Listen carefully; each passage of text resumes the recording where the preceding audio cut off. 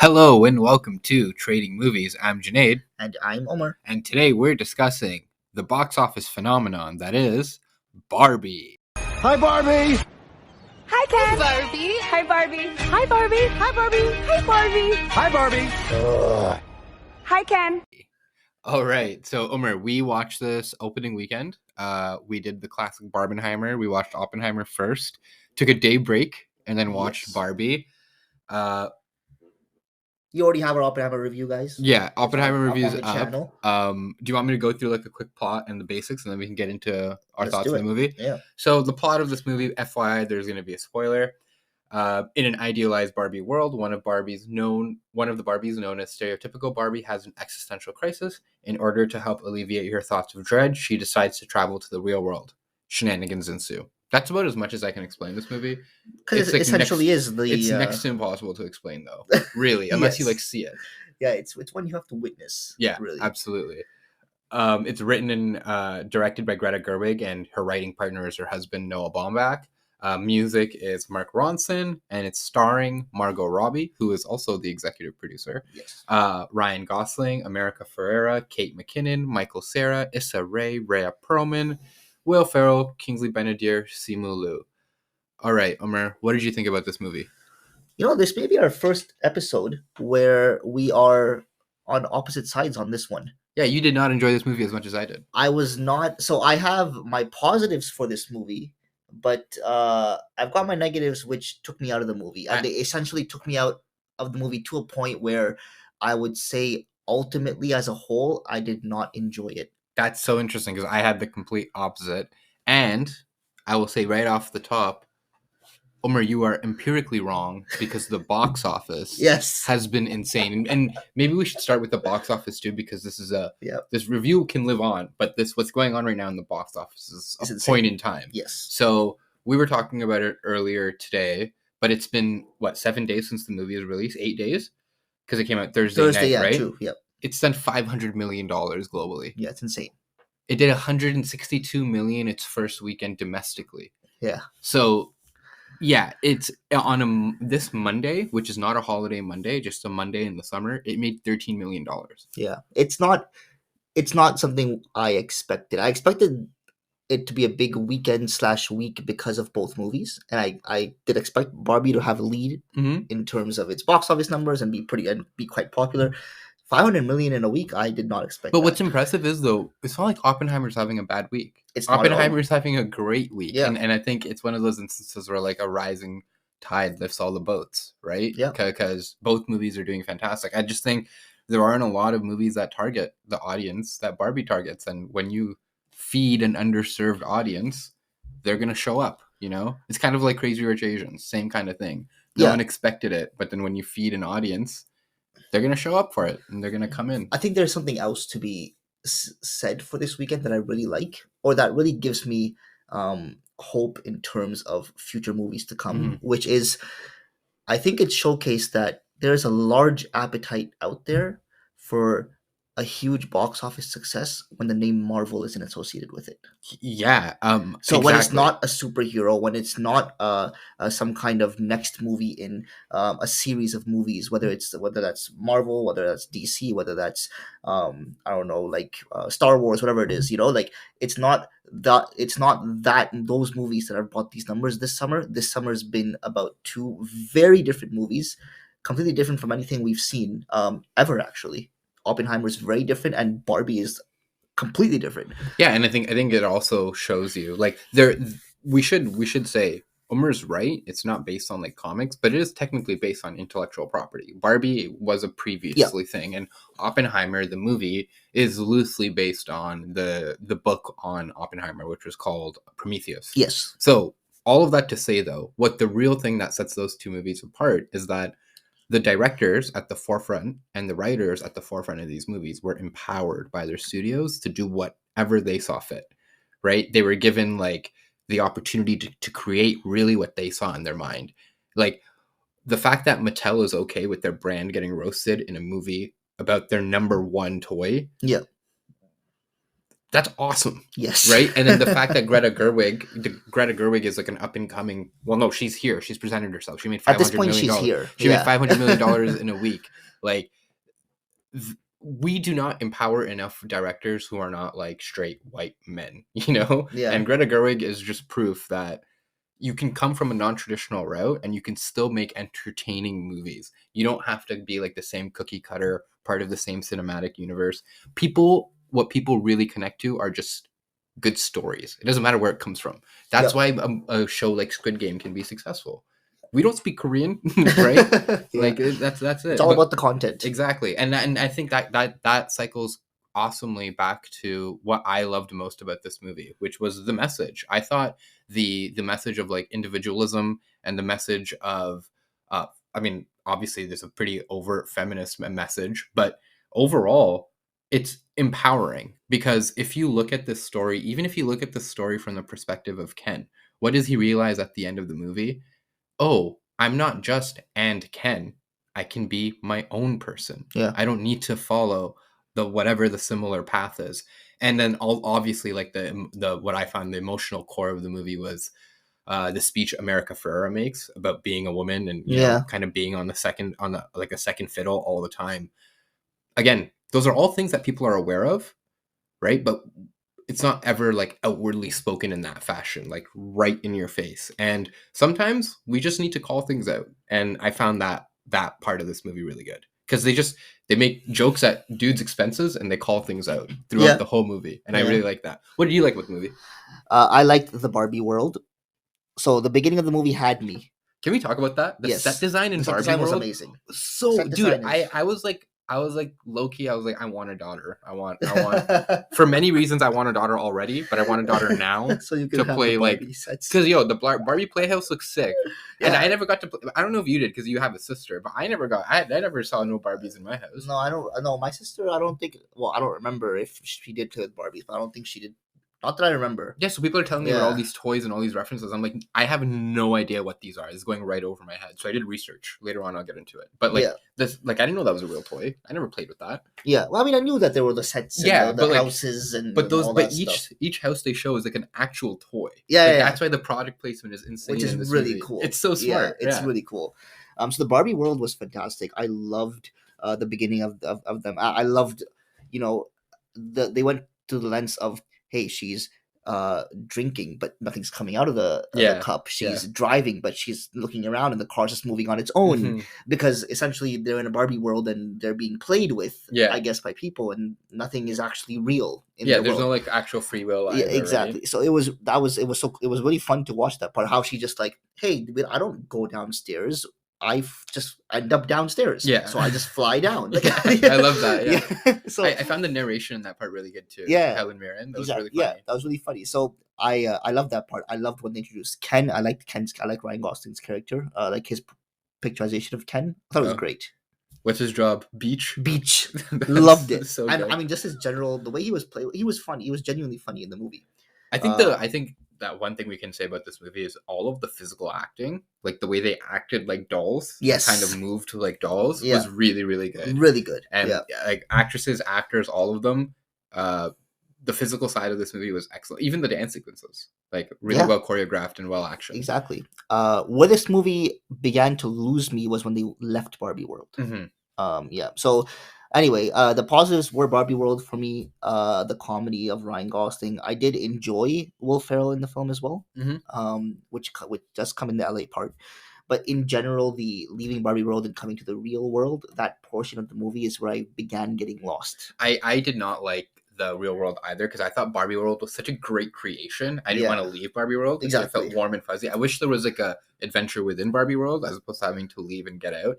When they left Barbie World, I also felt the advertisement of the movie very obvious, like when they do the car chase, which is not needed, and it's like the Chevy badge is right in your face. It's like, I know, I get it, like, trust me, I've watched many Transformers and Marvel movies. Do you remember that one Transformers movie where Mark Wahlberg like grabs a beer, cracks it open in the middle of a fight and chugs it, and it's like, okay, Budweiser, we understand. Right? But I did enjoy two parts about it. One was the chase scene. There's one part where Will Ferrell is stuck behind like a turnstile and he's like, I need a badge, and someone gives him a badge, and instead of swiping it, he throws it, and I don't know why, but just that piece of physical comedy killed me. I love that part too. And then also I just found the initial part of just the executives being in the room, and for some reason Will Ferrell having pink drumsticks. Like he just has pink drumsticks when he's conducting the executive meeting. Those are just the stupid things that Will Ferrell just does in movies that for 30 years now it's made me laugh. He plays himself in every movie. Essentially. but he does in the end, he does have like, he does care about Barbie, which I found was kind of endearing. You know? And I don't know if you saw this, but it wasn't at our theater, but at a lot of the bigger theaters I saw, even in the States, you know, the Barbie box that they try to put her in, Margot Robbie in, they actually have those at theaters. And you can like take photos. pictures. Yeah. That's so cool, man. Like that's the marketing cool. is unreal. They spent 150 mil. Yeah, that's what I heard. 150 million on marketing. Yeah. But so I listened to a podcast with one of the marketing people. Really so this is how the marketing deals work. So this is some business knowledge. So imagine you're a brand, like let's say you're Chevy, okay? And you know you have to spend money on Instagram ads. What Barbie does, sorry, is we reach out to Chevy and we say, we'll let you use our IP for free. And Chevy says, okay, we're already going to spend money on the ad. So Barbie's not paying for any of that marketing. It's like, so some of it is like trading, you know? Yeah. So it's like mutually beneficial. Did you see that image that came out of that really pink house in Malibu? It was like a Barbie dream house essentially in Malibu, and it was a deal with Airbnb, and you could like rent it for a night. Like that's pretty cool. So it's very clever, like intelligent kind of marketing schemes. And yes, they did spend a lot of money, but I anticipate on the back end when it comes to like dolls and stuff like that they're gonna sell. I think they're gonna make a lot. Oh yeah. They've already made 500 million on the movie. I mean, the movie alone is one thing, but like dolls get sold infinitely. Movies get watched and then people stop watching them. Dolls, like I'm sure the spike in Barbie sales, like just in general, even not Margot Robbie related Barbies, will be huge. Yeah. And all thanks to her, really. So going back to Barbie World, like the set design was really important to me. And I think that if they didn't hit that off the mark, I would not have enjoyed the movie as much as I did. And that was really good. It was good, but I like you said, I wish they stayed there longer. Yeah, I wish I want to see more Barbie World. And it was cool though, because at the end of the movie, when they're back in Barbie World, you kind of get a sequence where you see all of Barbie World and all the cool different things they have, and I'm like, oh, I wish I got to see that, because it's like they have a whole set of toys, right, that they could use essentially as backdrops. Like if you have like a water park Barbie set or whatever, like you could use that, right? Yeah. So I wish they had done that. The music. I found that one song that they do the opening dance sequence so catchy. True, yeah. The Dua Lipa song, catchy. That was actually, And then the Ken song at the end. What do you think about that? Ryan Gosling. Oh yeah. He's so funny, man. Yeah, bro, he was hilarious. He's so funny. But no, I agree with the first. Yeah, the Dua Lipa song is so catchy. And you know she's in the movie, right? At one point, she's the mermaid.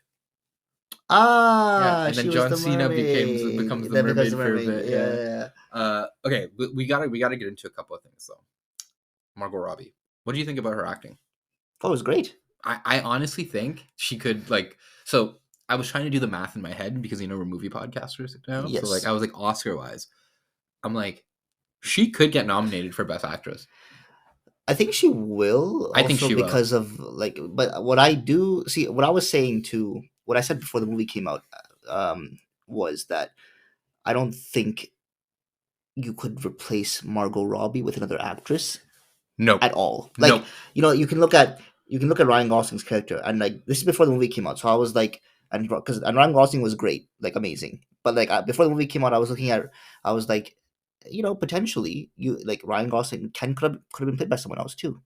But Barbie, I was like, I can't think of one person in Hollywood that I would be like, hey, why did they choose her instead of Margot Robbie? Like Margot Robbie is the perfect casting you can get for this movie. She is the quote stereotypical Barbie. Exactly. But I think further to that, like there are a lot of people who are beautiful. Yeah.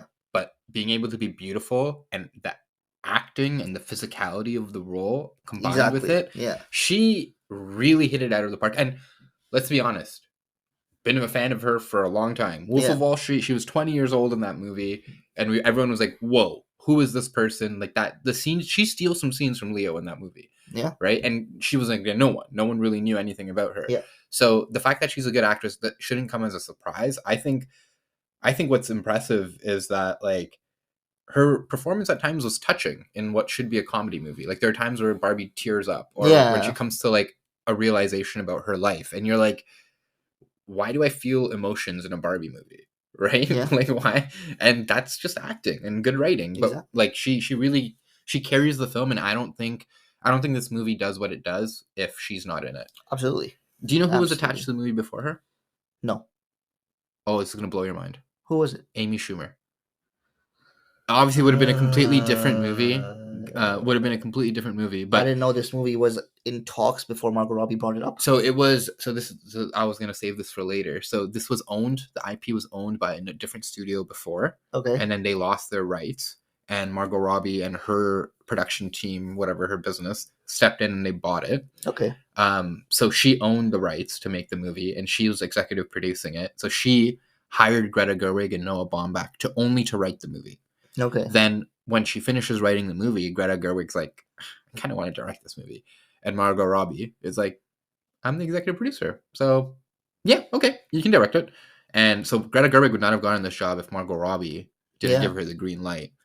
And I was going to mention this later on, but we got to talk about the fact that Margot Robbie is probably one of the top actresses in Hollywood now, just because of this movie. And I think she was the top one before this movie. no, but like I'm talking in terms of juice, Numbers? and juice, getting things made, even getting things made that you're not in, like just producing shows movies, and TVs that you're interested in, because like this was a real gambit for her. She I mean, she's probably gonna make like 7,500 mil from this direct. Not to mention that she now has a proving track record. Obviously, she had one before, but this is a whole other atmosphere, right? And in like less than 10 years, she goes from Wolf of Wall Street, which was what, 2015? 2014. 2014? Or, no, 2013. So in 10 10 years, she years. goes from starting in that movie to now executive producing what is arguably the movie of the summer. Yeah. That's an amazing trajectory for a woman from Australia who has no nepotistic background in the film industry. Absolutely. It's impressive, beyond a doubt. It was very impressive. And we were talking before, like a few months ago, if you remember, I brought up the subject of, hey, Margot Robbie's had a couple of like bombs, like flops. We mentioned that, because of Babylon. Yeah. She had Babylon didn't do well. And then we even said it depends on Barbie. Yeah. We said, so we talked about how Babylon didn't do well. Her movie before that, she was in that Amsterdam. Amsterdam didn't do well. That was a fail as well. So we're like, wow, she's come in two big ones, two of the bigger movies of the year, and they've failed. So there's a lot riding on Barbie for her in terms of, is she gonna pull in the numbers? Yeah, but and this the is quality like, as well. This is like you hit a buzzer beater in the Game 7 of the NBA Finals. That's what she did. Exactly. In this movie. So like her stock is like at number one, just again right away. Yeah, and especially the fact that this was her baby from the start. Yeah. The fact that she saw it to fruition. That is so hard to do in Hollywood. Like there's so many big actors that can never get movies off the ground because they don't have the whatever it is. Yeah. And she's proven herself to be like in like she's been a producer now for, I want to say, 6 years. Yeah, and she picks good directors that she works with in general. Yeah. And I find that like even like the Birds of Prey movie, like she had an idea and she went for it. You know? She's not ever like going for a single. She's always swinging and going for a homer. And this time she hit a grand slam. Yeah. That's the difference. In terms of if we're talking about Margot though, you got to talk about her affection, aka Ryan Gosling. Yes.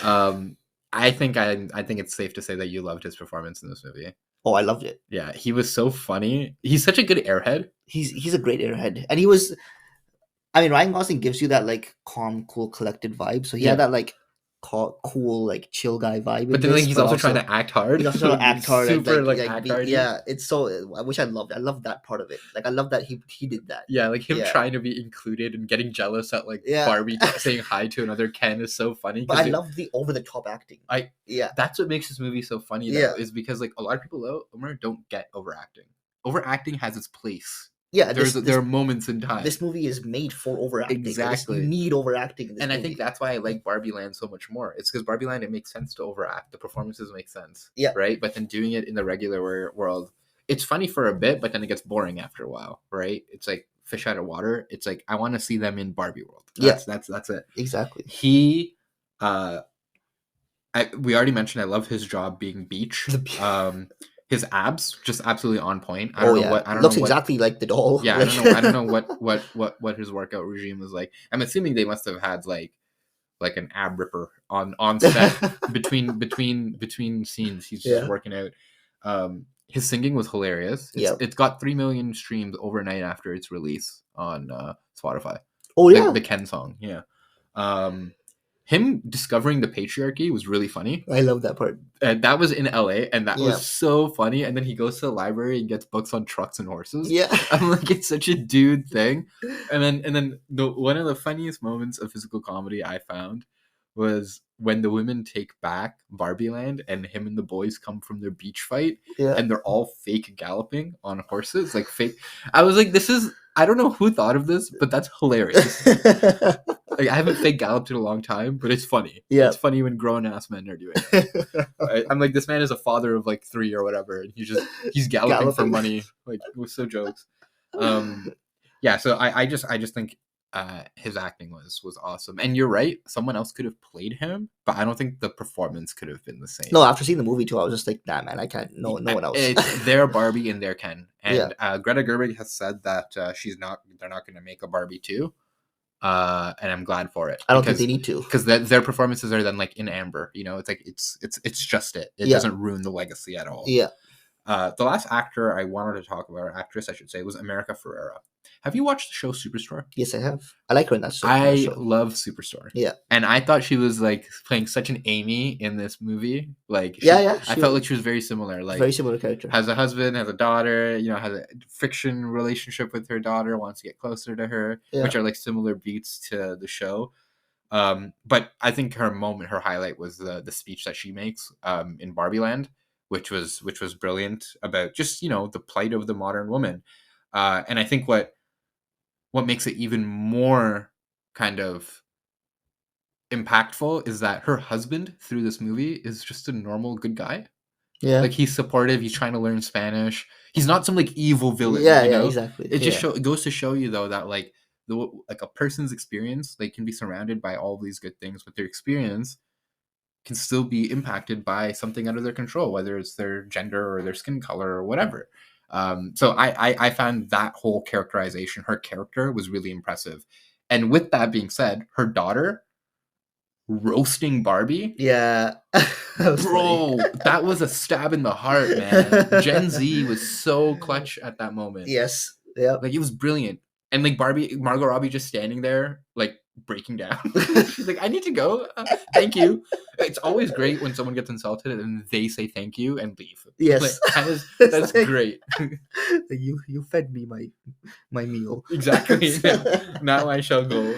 So I liked America Ferrera's character. I gotta say though that her speech it didn't resonate with me. No, why not? Her speech was like I understood they were going the message they were going for, and I just thought the speech overdid it.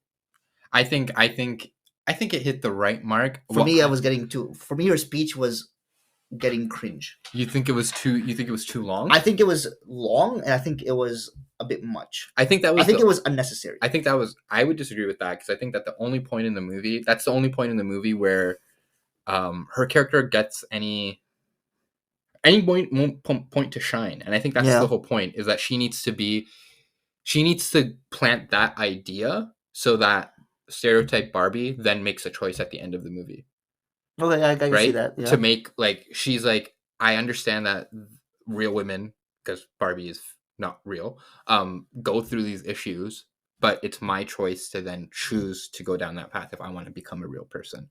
So I found that, like, those two ideas connecting. What I actually found a little annoying, but then also funny, was that she had to repeat the entire speech to every Barbie to break their mind, whatever. Yeah. That was the spell they were under. I was like, that's ridiculous, but also like kind of like, it's one of those jokes where, like, you know, those jokes where it's funny, and then if you do it a lot, it's not funny, but then if you keep doing it, it gets funny again. It's like that. Yeah. Okay. We need to talk about the Kens. Yes. Okay. Simu Liu, hilarious. Yep. Did you like him? I liked him. Our Canadian boy. So two Yeah. Kens were Canadian because Ryan Gosling's Ryan Gosling Canadian too. Yeah. And then what do you think about Kingsley Benadir? He's the one who's like his Ken's best friend. He's the black Oh, Ken. true. Yeah, but I don't know if he was in the movie that much, was he? So here's why I have to mention him. One, he is the bad guy in a show called Secret Invasion. And he's really, really good in that. Okay. But there's another reason I want to bring him up too. We recently went to a movie together and we saw a trailer for a famous reggae artist. Do you remember this trailer? For a famous reggae artist? Yeah, it's a biopic. They're making a movie on... Do you know? No, I don't. Bob Marley? We saw this trailer? Yeah, did you not see it in Mission Impossible? Oh, you weren't there with me, but it was in Mission Impossible. Oh, trailer. I don't remember I don't remember seeing that trailer when I So went there's to see going to be a Bob Marley movie. Wow. And Kingsley Benadir is playing Bob Marley. And he looks and sounds exactly like him. That's pretty cool. Yeah, he's a really good actor. When's that movie coming out? In the fall, I think. Oh, I don't know when. Quite I don't cool. know when exactly. Let's see if it doesn't get delayed. It's a British movie, so it might still get released in like the UK, but then not come out here because of the actor strike. Oh, or whatever. yeah, okay. But yeah, everything's getting delayed right now. And then the Barbies, I thought that was good that they had a nice mix of Barbies. It wasn't just like blonde Barbies. A lot of good different actresses. I like that. The president. The president was my favorite one. Yep. There's like even the president's at my girls' night. And she's like, "You're welcome." I liked Weird Barbie because when she was always in a Kate McKinnon. Yeah, she was really. Kate McKinnon's funny too, Yeah. right? Just in general. And then they have like doctor, physicist, Yeah. reporter. The reporter Barbie was Daisy. I don't know if you know that, but I'm proud. You could have been a doctor though, so just putting that out there. Or a lawyer. Or a lawyer. The two jokes roasting us specifically. The one about the Snyder Cut. There's a joke, and then the one about the Godfather, where it's like have a boy watch the Godfather and then talk through the whole thing. And my wife she elbowed me so hard in my ribs I could probably still feel it. The Snyder Cut was hilarious. That was so funny, That was man. really funny. So good. And it's funny because that is also a deep cut. Like Godfather, everyone knows. Yeah. But a lot of people don't know what Snyder Cut is referencing. Exactly. Like, that's a Justice League reference, bro. Yeah. That's deep. You were not there in 2016. And I was not expecting that to be a joke in this movie. I mean, I feel like we only got the Snyder Cut because of the pandemic. That's the only reason that's we got the only reason. Yeah. They're like, here's another $100 million, whatever he needed. I can't believe that. Okay, and we can't leave the show without talking about Greta Gerwig. So, have you watched Lady Bird? I haven't seen Lady Bird. I've seen Little Women. I love Little Women. Yeah, Little Women was my good. god, Little Women was so good. But I would like to watch Lady Bird because I did look it up. Maybe I'll assign it to you. And it in a was couple weeks. it was a good movie. I mean, it was a good rated movie. Yeah, it's really really good. I'll Apparently, it's a comedy. Eh? It's like a comedy coming of age movie, loosely based on her life as well. Okay. It's pretty good. I don't think she might not have a movie this big again in terms of like the business that it's doing, but I think her cultural power is going to be pretty big now when you consider that her next two movies are Narnia movies. Yeah, I think her name gets a boost with this. I just think the title of this movie and the brand of this movie was bigger than her. Yeah. So this movie, this movie would have done this business regardless of the director. I don't think this business, but it would have done good business. Good business, yeah. Like yeah. I mean, the movie ended up being something people liked, so Yeah. that's why word of mouth and stuff has made people go back to see it. Plus, the ratings have been good. Mhm. But in general, this movie was bringing in a high opening weekend regardless. Mhm. Yeah. Yeah. No, Yeah. I agree. I think in general, she's one of those people now for me where whatever she makes next, I'm there. Yeah. I'm gonna watch it because there are very few people who can take an idea from their mind and directly translate it onto screen. Yeah. There's like the Denis Villeneuves and the Tarantinos and like the Nolans and the Gerwig is there for me in terms of she's had 3 movies now. Her last 3 movies were all certified bangers. Yeah. Yeah. So you've got a hit rate at this point. So I'm gonna be there, and I'm gonna sit in a movie theater with a large popcorn. So, Umar, one more thing. This movie, apparently 700 million by this Sunday. So, recording this on a Friday. This is the 8th day it's been out. Yeah. So, probably $1 billion by the end of the summer, which is just Easily $1 billion, madness. I think. Yeah. Madness. I think easily $1 billion. Yeah. Yeah. Yeah.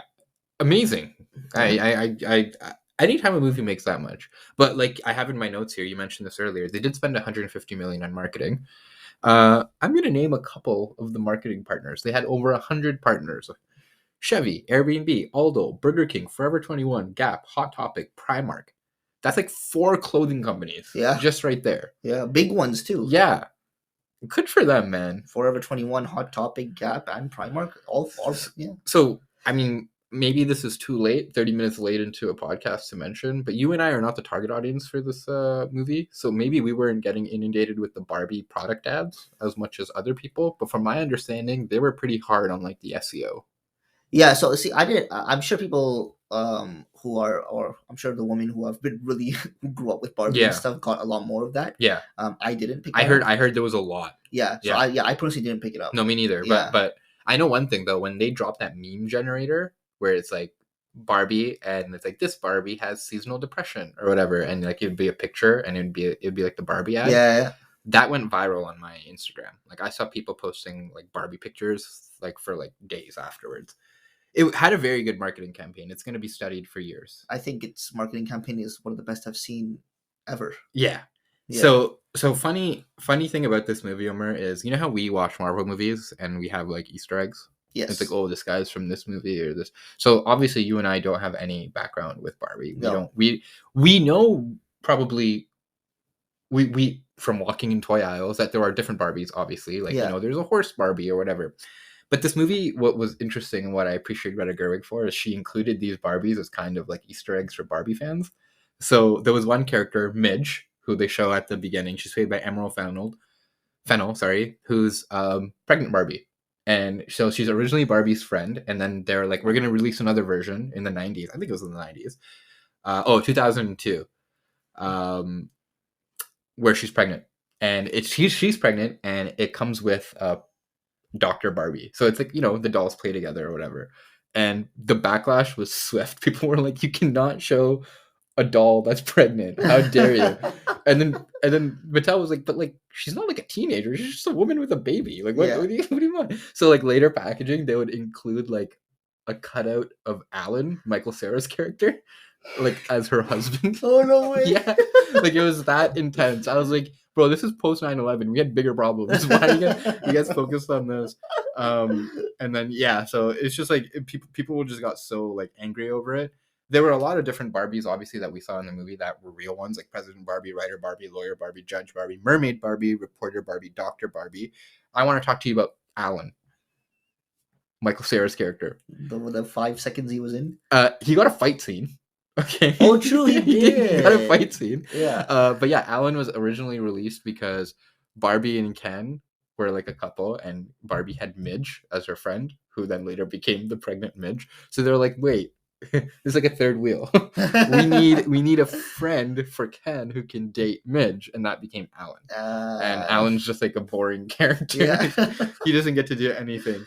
And then as part of their like crew, they have like Earring Ken, who wore an earring and had like a funky outfit in the 90s. So then a bunch of people started buying him and sold him out, and he became kind of symbolic of the gay community, but it was completely unintentional. Yeah. So they were like, success, I guess. Yeah. Like, cool. And then this one is really interesting, this last one. Literally, this is the name. Sugar Daddy Ken. Released in 2009, and it's a more mature look of Ken. It blows my mind. And they're like, it's meant for adult collectors. I was like, really? That is wild. And they included it like a part of it in the movie and like the background. But I was like, as someone who appreciates when I'm watching a comic book movie and they're like, here's random D-list character's name on a computer screen, and I get really excited. I'm like, Greta Gerwig did some work here. She went through the catalog. She's like, who are the Barbies people hate? Or like people who cause the most trauma or drama, and we're going to include them in the movie.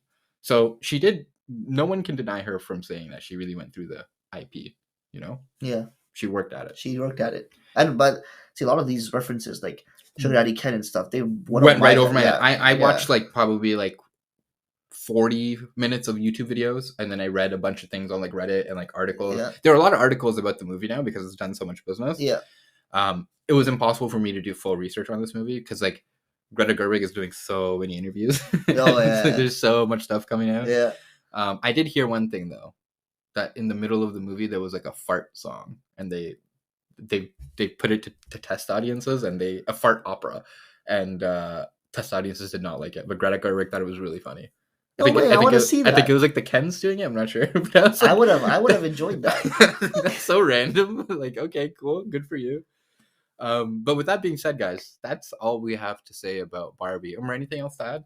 No, go give it a watch. It's the biggest movie of the summer, clearly. Honestly, here's what I'll say. It's very rare that you get to go to a movie that is empowering, that is fun, and that you get to dress up for without really trying. I wore pink. I wore pink too. Our entire crew wore pink. Yeah. And then we went out for a beautiful Turkish meal after. We did indeed. It was, you know what? You should do that. Watch Barbie, then go eat some Turkish food. Adana kebabs. Yes, it's a good deal. Delicious. Thanks, everyone. Bye.